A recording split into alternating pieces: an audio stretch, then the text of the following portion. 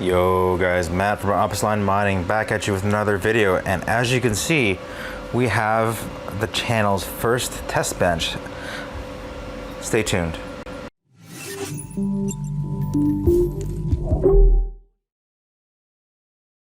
Okay guys, so as you know, a lot of other YouTubers and guys that do kind of GPU mining type content also have something similar to this, which is basically just like a test bench. I got this guy off of Amazon, and it was actually fairly good. It was only I think it was 120 or $110. It's basically just a aluminum frame that I attached an old motherboard to that I had in a rig previously. I got a little Raspberry Pi screen hooked up to it as well. Obviously the Wi-Fi adapter at the back there. And then the card itself actually goes right here in this spot here. So what we're going to do today is we actually have a little bit of a treat actually. We're going to get this new card, which is a beautiful card. This is an EVGA RTX 2080 Ti. I got a bunch of these, not these ones, but 20 series, so like a 2060s coming as well, to put together a FLUX rig. I want to put together a rig that's kind of maximized towards mining FLUX, meaning the most amount of solutions per second for the wattage that we can get. And the 20 series are actually some of the most efficient series when it comes to mining FLUX. Believe it or not, the 30 series are only marginally more efficient, or even less efficient actually, getting the same kind of solutions per second, like on a 3070 or 3080, and uses more power, supposedly. No, I'm not sure if it's apples to apples and oranges to oranges, but I do know these 20 series are better for doing the FLUX algorithm. So we're going to put it into this test bench, and on the side here we actually also have a wattage meter, and it incorporated a power bar directly into it, which runs into the power supply, which powers the motherboard. So with this guy we'll be able to plug it in, and basically this whole setup on its own takes about 60 watts. So we just subtract 60 watts from what it comes out on the measurement here on the meter, and we'll be able to determine what the sort of wattage is on the unit while we're actually testing the overclocks in Hive OS. Okay, anyways guys, let's get this 2080 Ti on the test bench and let's give it a shot. Okay guys, so here we go. We have the test bench set up on the desk, and I'm going to load up HiveOS on the computer in a second and hop on in there. But as you can see, we got a screen here which has the HiveOS settings, which boots up and launches right in HiveOS. It's a pretty cool test bench. It's got everything basically that we're going to need to test GPUs and run overclocks one at a time. So it's really simple. It's an 850 watt Roswell power supply. Got off Newegg, an old ass AMD motherboard, and AMD Athlon chip that I had from back in the early 2000s. That doesn't have a lot. It only has basically 2 PCI slots, but I was able to repurpose it and use it for a test bench. So look how cool this card looks though. It's 2080 Ti. It's a really nice card. Like I must say, it's a really nice card. Like on the front of it, you got like this translucent blue, translucent black plastic. It's really, really cool looking. So anyways guys, let's get this into HiveOS, and I'll hop on there and let's start overclocking it and see what we can do in terms of solutions per second, and we'll take a reading at the wall with regard to the power consumption. Yo guys, okay, so here we are at HiveOS, and sorry about this crappy camera angle. I'm trying to I don't know how other YouTubers do it, but they managed to get a better camera shot of the power meter than I'm able to get right now. Maybe I need to move this in closer or something just to... Does that look better? I'm not even sure how that looks. Can you guys read that? I can't even read it. Damn. Maybe we can make that... Okay, there we go. I can see it now. 76.2 watts. Cool. All right. I just made the screen a little bigger. We are at 76.2 watts, and here we go on the screen. So basically that's just the card spooling up a little bit. Remember, we're about 60 watts roughly for just the motherboard and the CPU and everything else, and the little tiny screen and all that, which is negligible. It's about a watt. So essentially, we're going to say that 60 watts is the baseline, and it uses about maybe 15 watts when it's just kind of idling there. So let's start here. Let's go over here and take a look at the flight sheets here. And we're going to set the flight sheets to, so we have a Flux flight sheet here. We're going to set that to run on this test rig. And you guys are seeing the first time this test rig has been up and running. Let's go there, and what I always do is I go to the Overclocks. It's only a single card, so let's open up the Overclocks. And I'm going to go, I always start with the popular presets. I'm not sure if you guys do the same thing, but I'm going to go just a FLUX.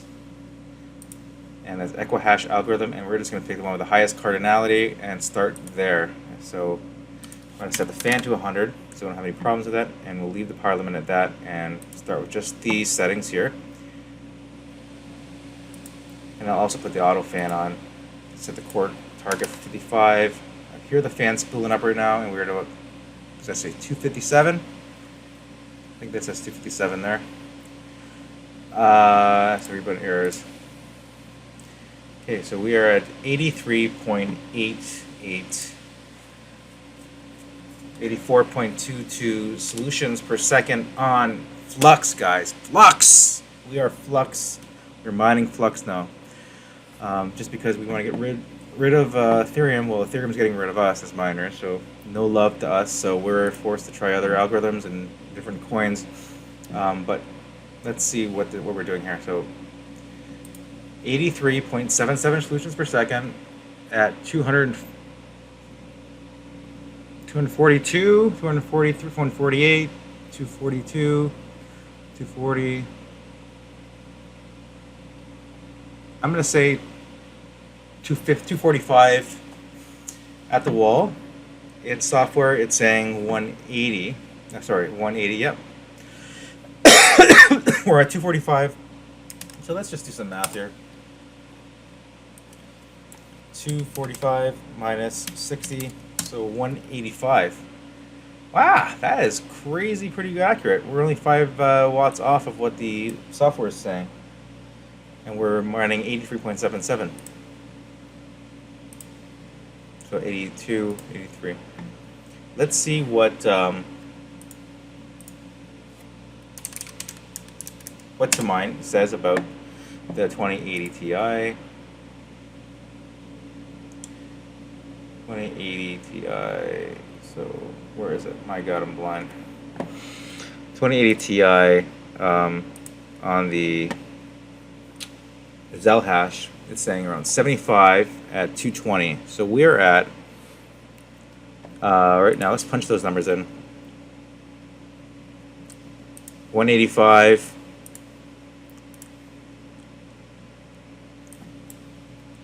For the wattage, and for hash per second or solutions per second, we're at 85.5. So that gives us a flux profitability of 91 cents a day after 10 cents per kilowatt hour, which is roughly what I pay, because that's, once again, that's in US dollars, not Canadian dollars. So let's see.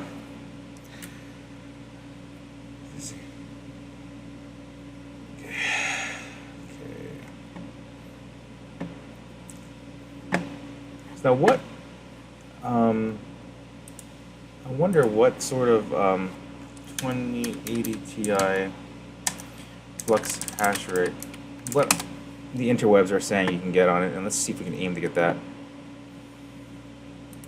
You can look this up online. So Reddit says 2080 super 93 per sol.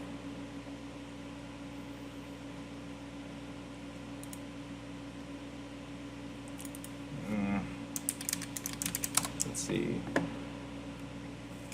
What's a good website you guys check? Mining Chamber?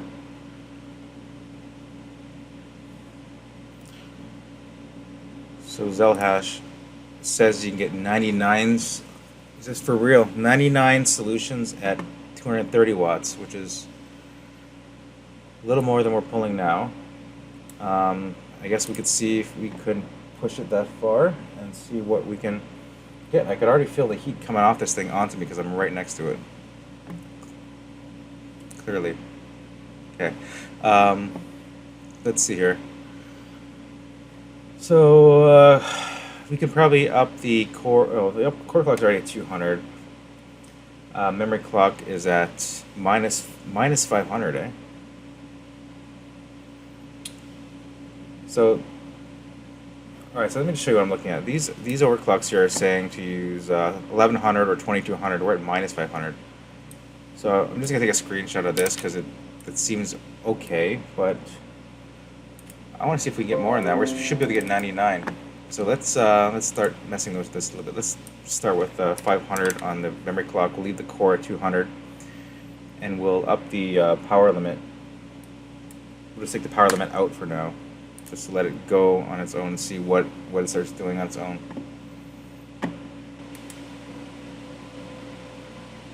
So it is going up. We're at 85 solutions per second.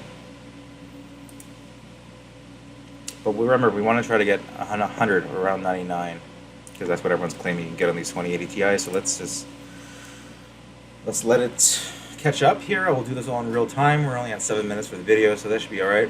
And remember, guys, the whole goal of what I'm trying to do here is I'm trying to build out a FLUX rig. I just wanted to build a rig that's going to maximize FLUX.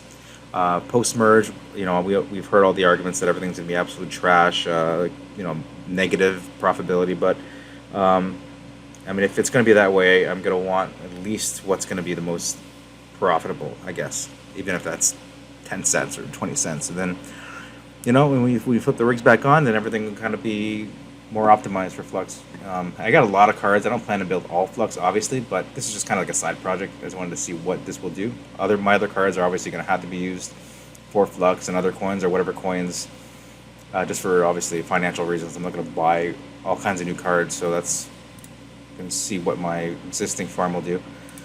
So we're at 88.6, and we're running fairly stable. We're at 320 watts total, so that puts us at yeah, like 260 for the card. Remember, we're subtracting 60 off of the amount there. I'm seriously just going to up this up to 1,000. You can see what happens on the memory clock. We're going to leave the core at 200. Temperature-wise, we're doing pretty good. We're only at 61%. I can't see the memory temperatures on these because it's not GDDR6. Remember that was just added for GDDR6. So we're not going to be able to see the memory temperatures on these older cards just because of memory type.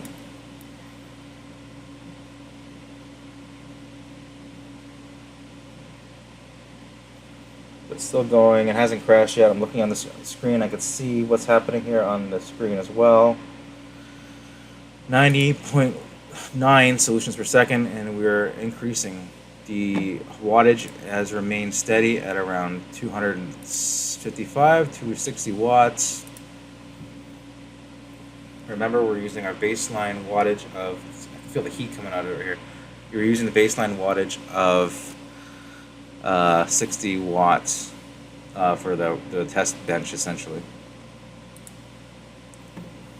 91.929. And we're just going to keep letting it go up and up and up, and we're just going to increase it by, I think we're going to go up 250 megahertz on the memory in increments, but we're going to let it come up to speed. It's really warm coming here, man. That felt nice in the wintertime, though. Man, it's not wintertime or no. We just had a storm out back. It was crazy. Like, my gazebo got blown around and everything. Anyways, I digress here. So we're at 92 solutions per second. We're no longer in mega hash land, folks. We are in solutions per second on FLUX. I do have a question, though, while this is coming up, guys. What do you think about these coins? Do you think the value of Ethereum Classic and FLUX will go up after the merge? Here's my take on it. Like, I don't know if this makes any logical sense. I'm not a financial advisor or analyst or anything like that, but like, I think because these networks are going to be basically flooded with hash rate like crazy, there's going to be like less coin and more demand for those coins, so the value is going to go up essentially. I don't know if that makes any logical sense at all. It might not make any sense at all, unless people are actually using FLUX for something valuable, right? A useful proof of work, I guess you could say. I don't know. It just seems like there's a higher scarcity with regards to the coins, when everyone's mining them. But maybe that's only amongst us miners, right? Maybe that doesn't, apply to the practical usage of those coins. You know what I mean? I love this card. This EVGA. Man, like the black plastic in the front. It's just a wonderful looking card. It just looks great. EVGA 2080 Ti black. I love the way this card looks. Like, let me just pull it on over here. I love the way this card looks. It's just so cool. Where is it? That's it here? This is not the one I got. No, that's not even it. Where is it? This one here. This is it right here. It's such an awesome looking card. Like, just look at it. It's got the translucent black plastic, like on the front, so you can kind of see the heatsink. And it's got this cool shadow black color to the whole thing.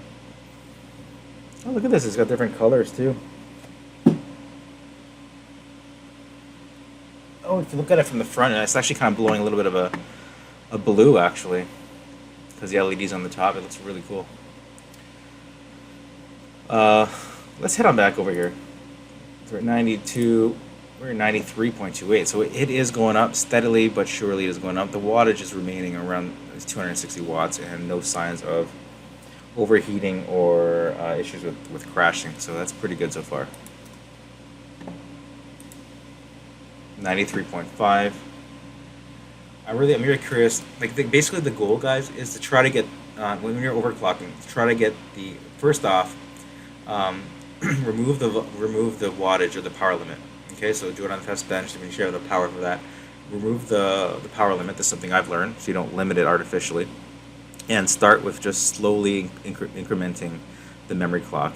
So I would leave the core at 0 in most cases. Like, we had a starting point, so I left it at the starting point from the popular presets. But move slowly. What I usually do is I start with the memory clock and I just go up with the memory clock slowly.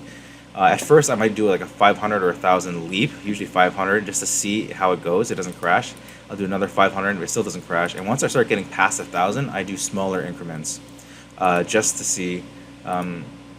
So right where we seem to be stuck around 93.66. I'm not sure if leaving it a little longer is going to make any difference or not on that. Let's see. We're just going to go up. We're going to go up. So we're going to go 1250 on the memory clock.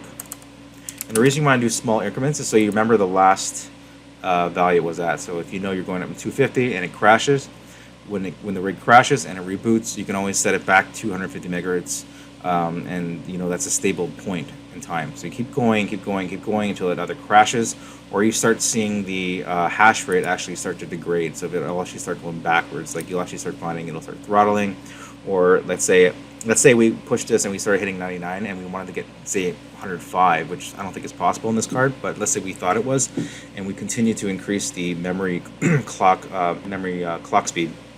You'd eventually start either the card would outright crash. I find this is more common in older cards like the 10 series or those Polaris cards are horrible for crashing. But the newer, like 30 series and above, they don't tend to crash really as often, as mostly the hash rate will just kind of start dropping off, and then that's when you need to back it off. So you go back where you were before and slowly maybe increase it by half of what you did before. So let's say you went by 250, you can then go up by 125 and see if it still goes up, or if it starts to recede back again. Then you can just kind of work your way up that way. Just slowly work your way up until you find a point where it's kind of like within a 50 to 75 megahertz range of the clock speed.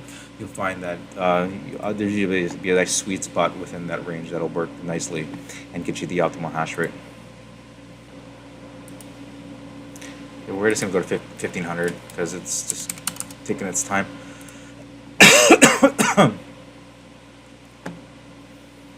Some cards are very sensitive, like I said. The 1070s I had before, the white ones, which are really beautiful cards. I call them Stormtrooper cards. I really like them a lot. If they drop in price to like super cheap, like literally 50 to 75 bucks a card, I might literally buy them back off eBay. It sounds crazy. Like, not the same ones, but maybe for someone else.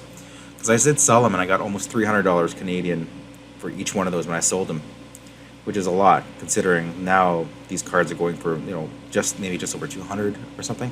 So I think once the merge occurs and once all the hardware starts dipping in prices, it might be a good opportunity to buy some cards just to hold on to for the next kind of bull run when the next proof of work coin pops up, whatever that is. then I'll already be all set, and I'll basically be at the point where I can just kind of flip the rigs back on, and we're good to go. Like, in terms of my plans right now, if you guys are a little curious about what my plans are to do with the merge and all that, is I'm going to probably see what everyone else is doing. So I'm just going to probably, I might even shut everything down the day of the merge or the day after the merge, and just watch and see what everyone else is doing, see how the market reacts, and then start with my very most efficient hardware. So like that'll be probably that Jazz miner I'm getting in. That's going to definitely be running on Ethereum Classic, because I mean everything in the world. That's if people are on Ethereum Classic, if anyone's making money or anyone's breaking even at all, it's going to be the Jazz miner, right? So I'm going to run it on that. And if it's at a loss at the beginning, I'll just probably just leave it off until there is some marginal profit, and I think it will stabilize to the point that it is making something per day. And if that can't make money per day, any money or profit per day on Ethereum Classic, then literally nothing else will. And then I'll start pushing on the other efficient cards like the CC600s and more efficient cards, and it all kind of depends on like which coin is the coin to mine at that point in time as well, right? And just play it by ear. You know, calculate decisions slowly, one at a time. Turn one rig on, one rig off. You know, see how they go and see how they do. One of the very first rigs that'll be on is probably gonna be the Jazz miner, because I want that thing to be running on Ethereum Classic once the merge occurs, because it's obviously one of the top dogs with Ethereum Classic, anyways, that we know of.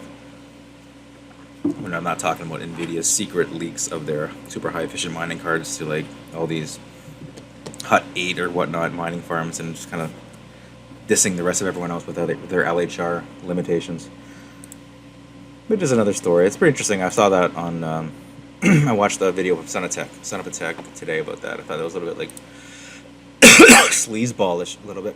You know, what makes you do that? But, you know, they kind of rule the market, right? I wouldn't be surprised if NVIDIA has secret farms of their own and building, like, keeping only the most efficient, crazy mining cards, like top secret mining cards to themselves. I think it would make sense.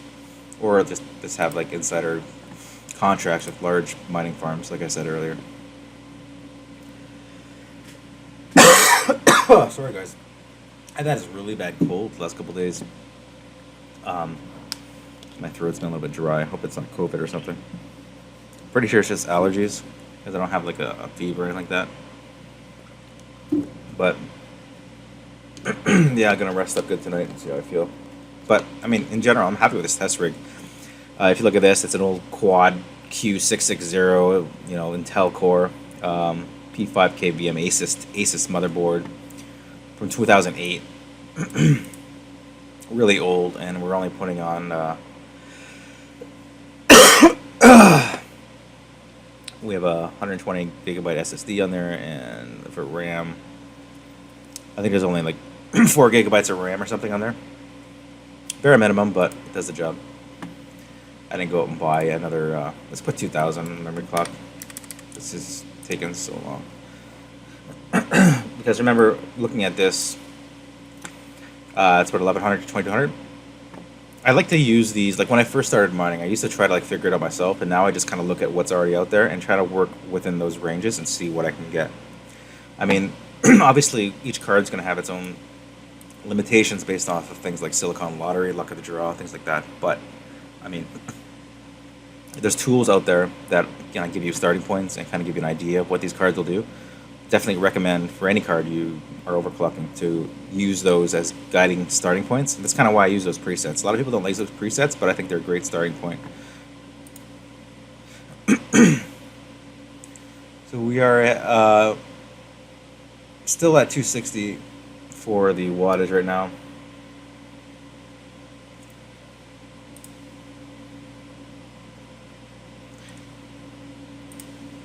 And we're going to call that back a bit as it gets higher and higher on the number clock. I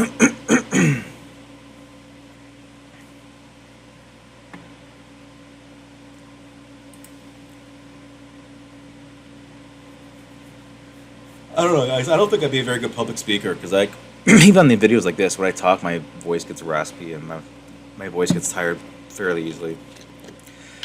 My throat gets dry and all that. I don't know. People sit there and talk for hours, man. It's just crazy, man. I'm a thinker, you know, I'm more of a thinker than a talker. I've always been that way, even in meetings and stuff at work. Like, I don't tend to say things unless I need to. Then you have people that have to talk all the time. I'm like, only say something if you have something constructive to add to the conversation. If not, then silence is best. Okay, so we're at 95. It's not really going any higher. Let's see if we get past 96. We're only chasing 4 solutions per second. Yeah, it's kind of like stuck there. We're gonna go 2200. See what it does. This card seems pretty resilient. Hasn't crashed yet.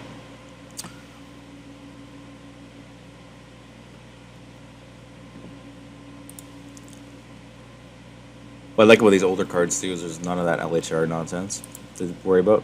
But I mean, I guess that's a non-issue now with all 30 series even.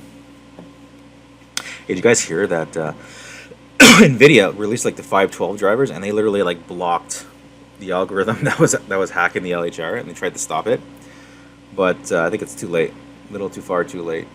I mean, it's too late in general. I mean, like with the Ethereum class, with the Ethereum merge and all that crap coming out, and they kind of beat the ball on that. But just shows that they're jerks, right? I mean, we already cracked the the secret sauce here, and then they're going behind everyone's back to HUD 8 and other giant mining farms and giving them like super powered mining gear. Well, we get like throttle down stuff, right?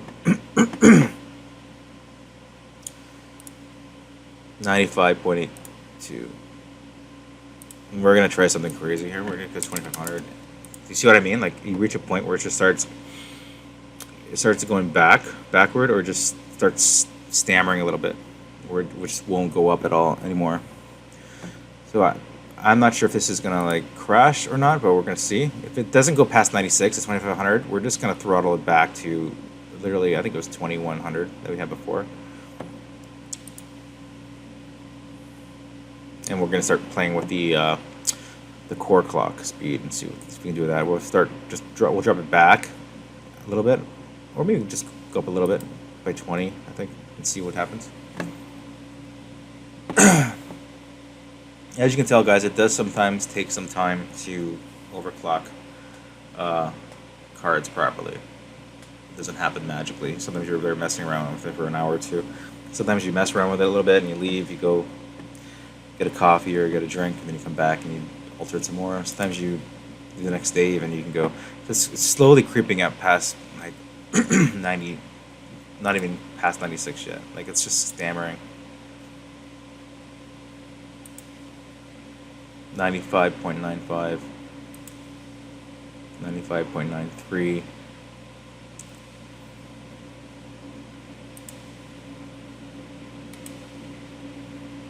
Yes, it's not really doing much. After about 5 or 6, maximum 10 refresh cycles, if it's still not doing anything, like we're not gonna get, like we already went from 2100 to 2500, and it didn't even go up like 1 solution per second. So like we're gonna dial it back to 2100 and see what happens there, because we were at 2000 last time we saw a significant gain at all, and then we went to 2200 and it just kind of didn't do anything. So let's see, let's see what it does at 2100.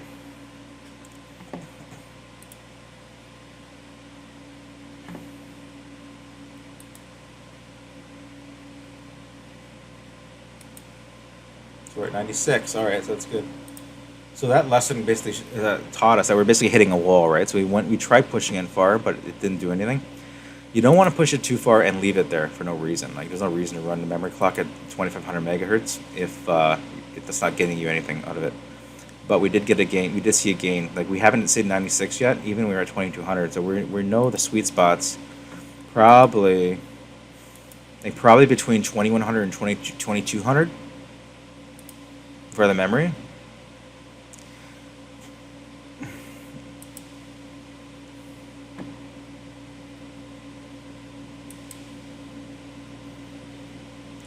I'm going to try 2125. Like we start lowering the increments down a bit as you start hitting these these limitations. And I'm thinking the core might be a little bit. We can increase the core and see what it does. Oh. It went 96.05. You see what I mean? Like sometimes these small increments start making a difference when you start getting right down to the wall. 2200, remember, didn't do us any justice. So going that high would not do any good. And I don't think going to 2150 is going to do much good either.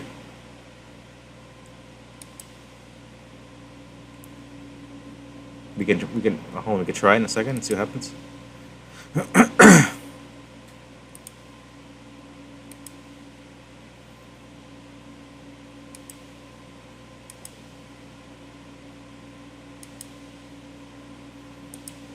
Okay, we're gonna 2150, and that's the most I'm gonna push this. And if it doesn't work, we'll go back to 2125, and that's our golden number for the memory. As you can see, you just kind of eke your way up, and then you back off. You eke your way up, back off. If it crashes, if it starts going back, slowing down a little bit, like the hash rate isn't there, you start backing down a little bit, and you just keep working your way up and down, up and down, up and down. Personally, I find this kind of a fun experience. I mean, it's not as fun as as some things, right? But I mean, I'm sure you guys can think of a couple more things that are more fun than overclocking a GPU. But tell your girlfriends that overclocking GPUs is more fun. Okay, and tell your wives that you'd rather overclock your GPUs than, you know, a Friday night special meeting in the bedroom. Right? I'm just joking. I'm not even sure what my demographic is. If it's probably like married men or single men between the ages of like 20 and 40 or something. But I don't think there's a lot of female viewership with this kind of stuff. I don't know. 96.15. Okay. I don't think we're getting much higher than that. Like, really, guys. Okay, 96.2224. All right. Fans really going on. I can feel it. It's at 100%.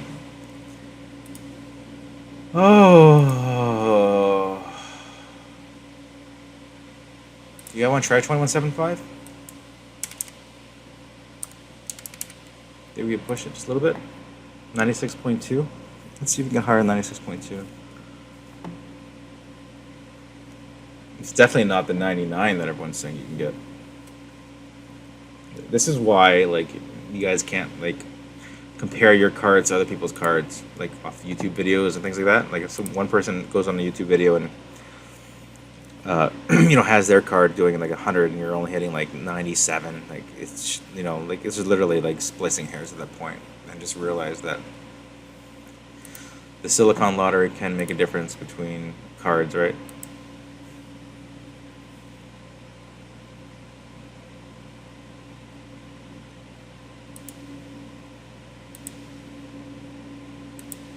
Okay, 2175 looks okay, but let's just take that in the clipboard. Let's put 2250 just to see if it drops now. If it drops to 95, then we know, like, there's no point in pushing it past that.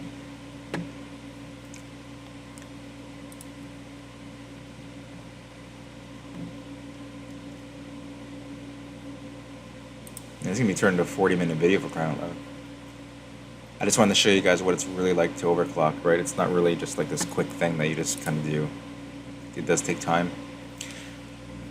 But the good news is if you get like the same type of card in a rig, a lot of times you can apply the same overclocks for the most part. And that's what I did for a lot of my cards. A lot of the some of the 30s, a lot of the 30 series, 3080s, 3090s use very similar overclocks, and 6600s are just like, man, those things run like gold on the same overclock.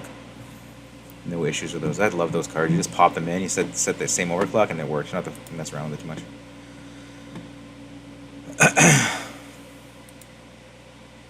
So we're at 96.29. I wonder if it takes a while just to like get more solutions per second or something.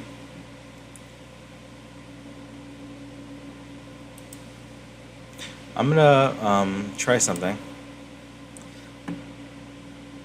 So we're gonna go 180 on the core, just to see what it does. Just because these guys said 180 on the core there, so I'm gonna try it with theirs and see what it does. Sometimes dropping the core will increase the speed, believe it or not, or the hash rate. Sometimes it won't, sometimes it will, sometimes it'll do nothing.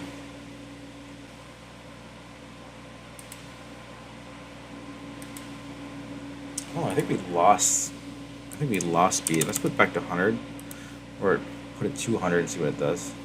I think it'll drop below 95.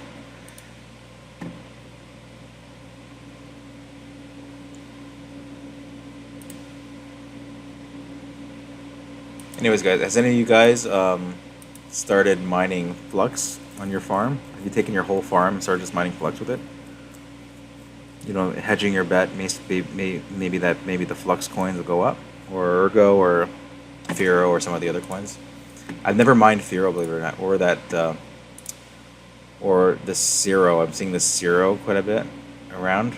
I need to maybe start mining that one. Raven coins, kind of like Raven coins, 62 cents on this. It's not too bad. Let's see, 96.3. Man, I'm tired. Oh shit, we didn't get anything out of that clock speed jump.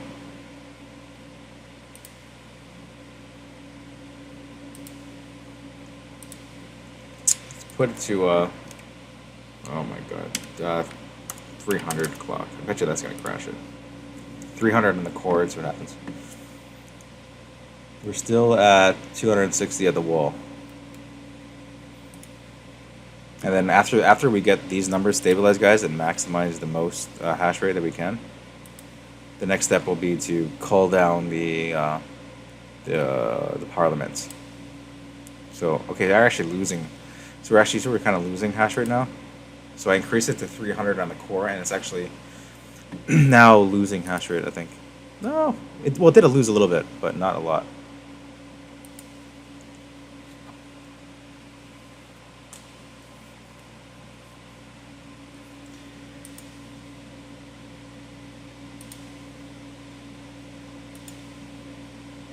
Yeah, we're not doing that good. It's not making much of a difference at all, guys.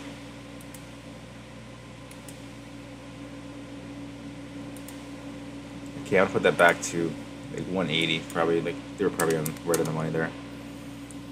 And we'll go from 2250. We'll go to 2350. Let's see if it does anything. Can we hit 97?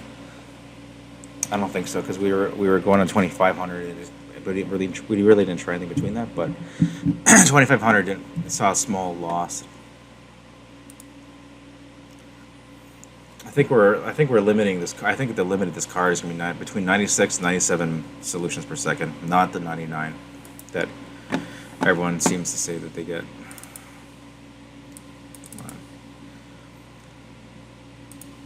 But as always, if you guys are getting a higher, hash rate than I am, by all means, supply your overclocks in the chat below, in the comments below, and I will try them out. I've had a couple of people give me their overclocks and had some amazing results a couple times, so you never know, right?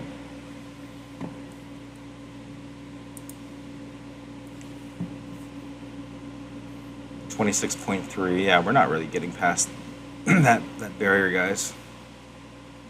Silicon lottery cap, which is only not too bad, only 3.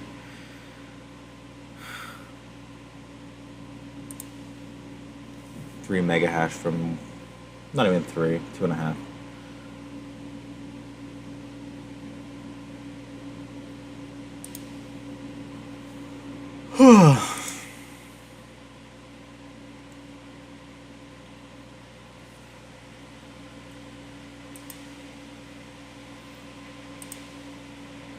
And I just got this out of the from eBay, right? And I haven't replaced memory thermal pads or anything like that, so maybe that's an issue as well. But considering the hash rate is pretty high, and it can't be too bad thermals wise.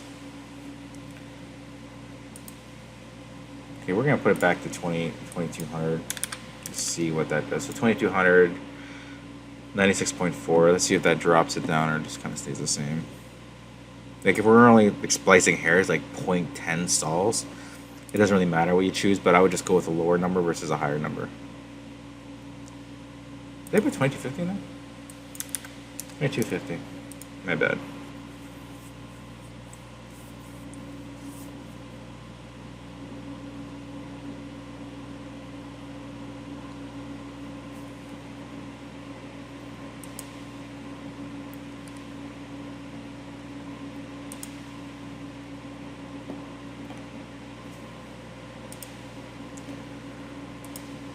Okay, 96.4 at 2250, so I'm going to leave it there.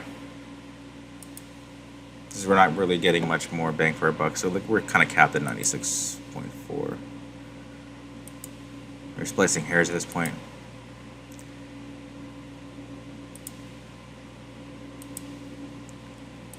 Alright, okay.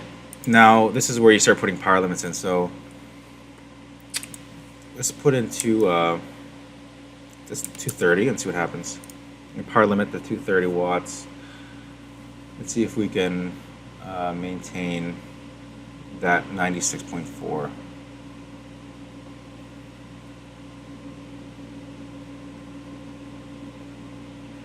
Yeah, that's about average. That's pretty good.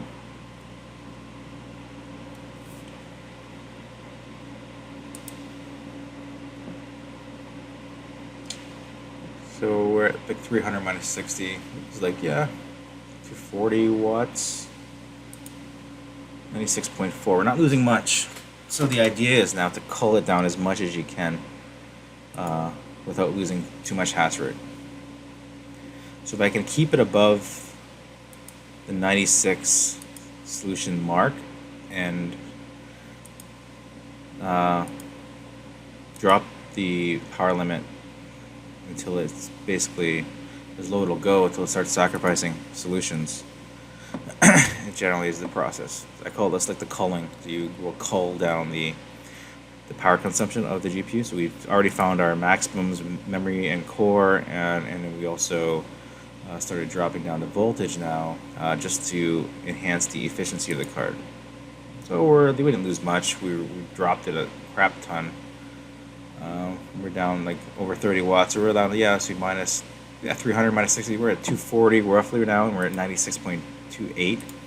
Isn't too bad. Not too bad. I'm gonna put it 220 and see if I can still maintain past 96 solutions per second, and that should save us another 10 watts on the wall, hopefully. So we start hitting around 290, yeah, on the output here. Yeah, 280, 290. So we dropped it about 10 watts. Remember, there was 60 in the base, so 60 for like the test rig, the base hardware, so minus 60 of that, you're about 230 now. And we're 96.26. We're still good. We're still good, guys. We're still good. I'm gonna try to push it 10 more watts and see if we can just keep it over the 96 mark. Well, let's see. Let's kind of drop it down. We lost 0.3 solutions. Okay, we're down to 96.12.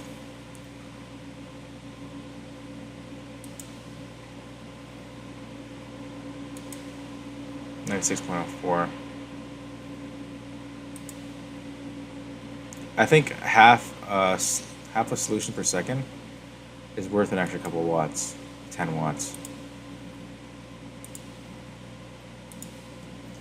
You go 225, just up 5. That'll just get us safely past 96 again, maybe. Maybe we can leave it there.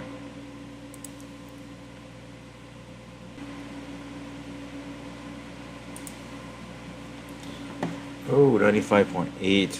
It's dropping quite a bit now. No, I'm gonna go back to 230. I want over 96. If you can't 99, at least get 96.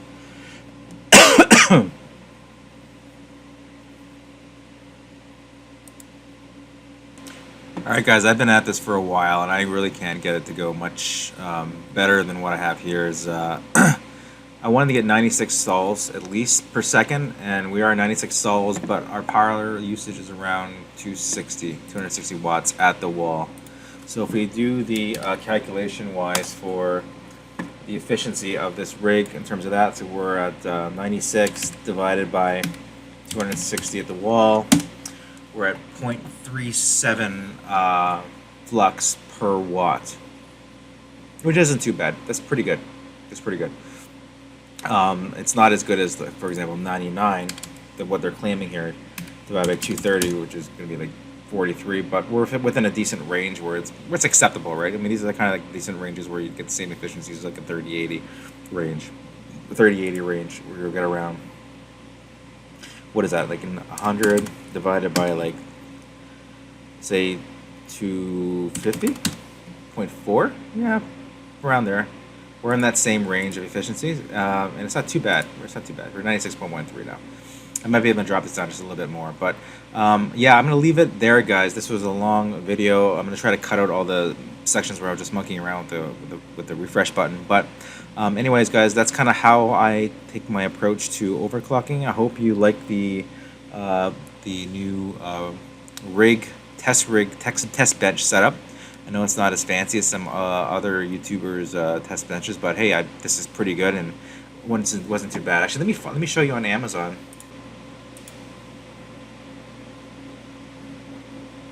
Here's the test bench that I got, guys. It was I had a coupon on it, so I was able to get $8 off. So it was like $115. But this is basically it here. It's pretty cool. It's got everything needed. It has a button on it. It's got obviously the slots where everything goes. I don't have a big giant fan on the side like that or anything because I just need it for basically running GPU tests and whatnot. But yeah, it's pretty cool. It works pretty good. Yeah, it looks just like that.